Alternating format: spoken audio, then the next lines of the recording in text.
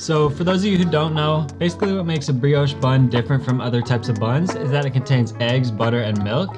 So you end up with a little bit more tender, sweeter product. Plus, you get a nice flaky golden brown crust. So it's almost like a mix between a bread and a pastry in a way. I mean, definitely erring more on the bread side, but you get the idea. It adds a nice little sweet element to your burger. Plus, it still holds up really well under a lot of condiments and toppings. So let me show you how to make them.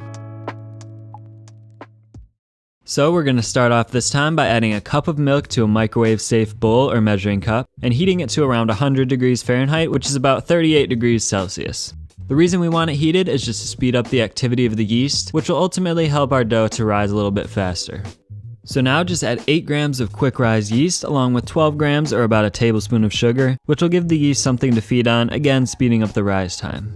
Next, we're gonna combine the dry ingredients in the bowl of a stand mixer. You could do this by hand, of course, but the stand mixer is going to make this a lot easier, especially when we have to start kneading.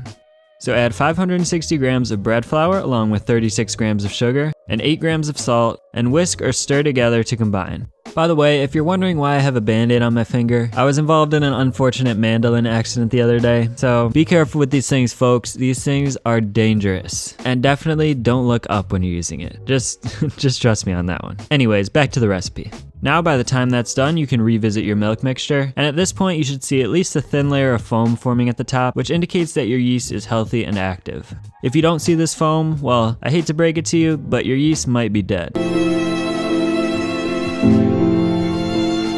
If that's the case though, I'd just give it a bit more time, but if you still don't see that foam, you may just want to run to the store and get some new yeast. But assuming your yeast is alive and well, just add it to the flour mixture and stir using your stand mixer fitted with the dough hook attachment until it starts to come together.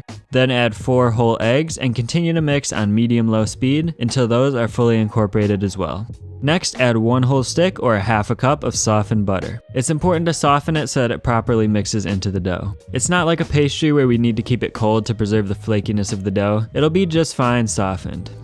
Now we'll have to knead very thoroughly to develop some good gluten in the dough, so continue to mix on medium speed for about 8 to 10 minutes or until the dough is smooth and silky and has some nice stretch to it. It will be a very sticky dough, but that's what we want, so don't add more flour yet. It might be hard to handle if this is your first time working with a dough this hydrated, but you'll get the hang of it pretty quickly. One tool that makes a huge difference here, and I'd even argue is essential if you make a lot of dough, is this flexible bench scraper. I'll link the one I use in the description below, but really any one like this will work. It's just a flexible piece of plastic. Anyways, we'll just want to remove the dough from the stand mixer bowl onto a lightly floured surface, and you can see that using the bench scraper, I'm able to get pretty much every last bit of dough out of the bowl. So just try to shape the dough into a ball as best as you can and then place it into a greased container to let it rise until doubled in size. Personally, I like to use a Cambro container like this one because it's see-through, and it also has measurements on the side so you can see exactly when the dough has doubled in size. Obviously this video isn't sponsored, I just like to use that type of container. So take note of your starting point, which for me is slightly less than 1 quart, so I'll be letting it rise until it reaches close to 2 quarts.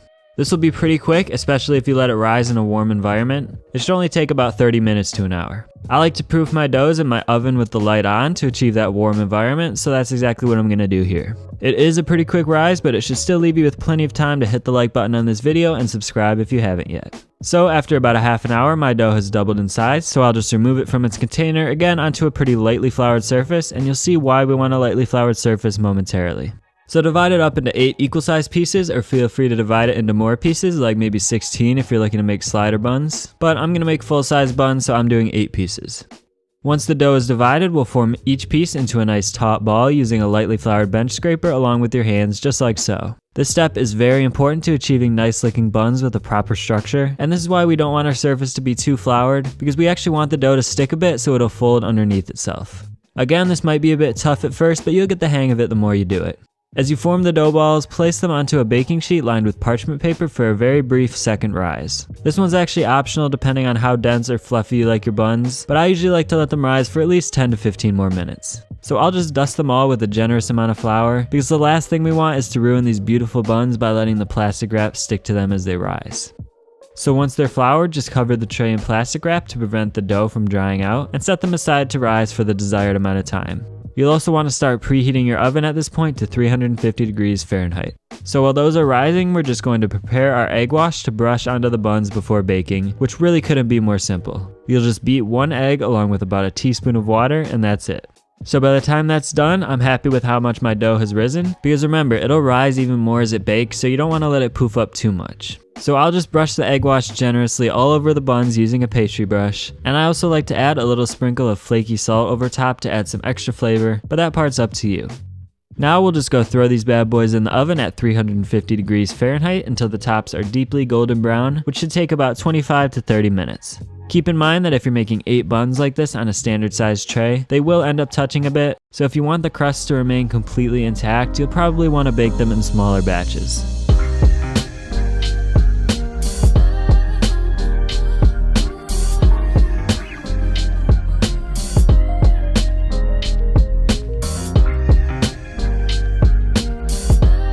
So there you go. Now you've got some beautiful, flaky, golden brown brioche buns that are perfect for any type of burger.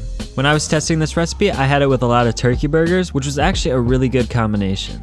The sweetness of the buns really complemented the flavors of the burger, especially with a little bit of jam or cranberry sauce on top for some extra acidity, so I definitely recommend giving that one a try.